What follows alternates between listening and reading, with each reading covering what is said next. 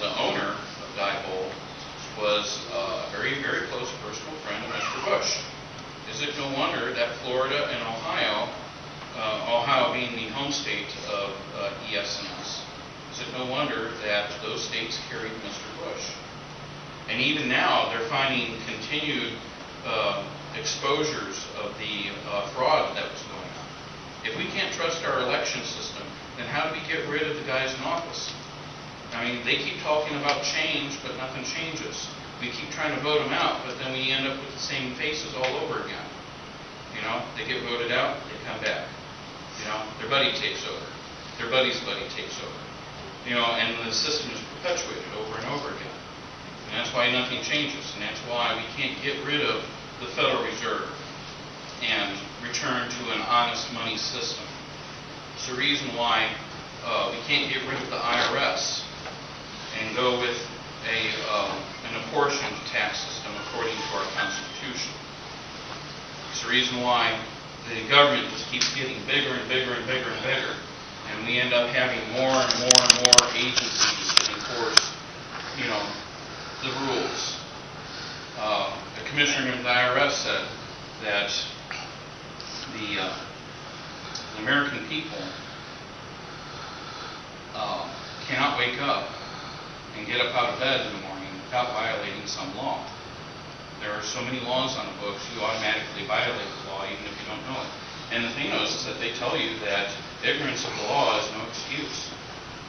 And I'm sure you probably watch Cops or, you know, America's Most Wanted, and they say stuff like that. Ignorance of the law is no excuse. And to a degree, they're right.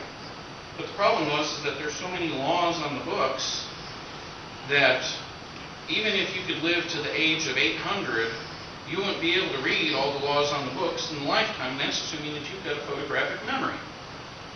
There are that many laws on the books.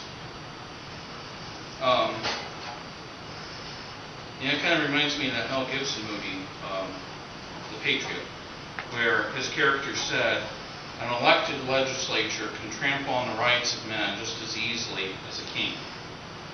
Or the other corollary was, why should I trade one tyrant 3,000 miles away for 3,000 tyrants 1 mile away? The problem was that this country was founded on the concept that we, the people, are the government. We're the boss. They're the servant. They work for us. So how is it that they're able to take things from us without our permission, to use force against us when we don't do exactly what they tell us to do immediately, without question? Who's the servant today? Is it us? Or is it this regime? Who's in charge? Who's free? Who's a slave? You know, as I mentioned, you know, I got a little visit, you know, from some people with credentials, you know, threatening my family. And the thing is that, you know, I can forgive them because, not because they're just following orders, because they really don't know what they're a part of. They're a tiny little cog in this big Leviathan machine. But the thing was that, you know, like I said, ignorance of the law is no excuse. We prosecuted the Nazis at Nuremberg for just following orders. You know, a police officer has to know what his highest authority is, and that authority is the supreme law of the land, the Constitution.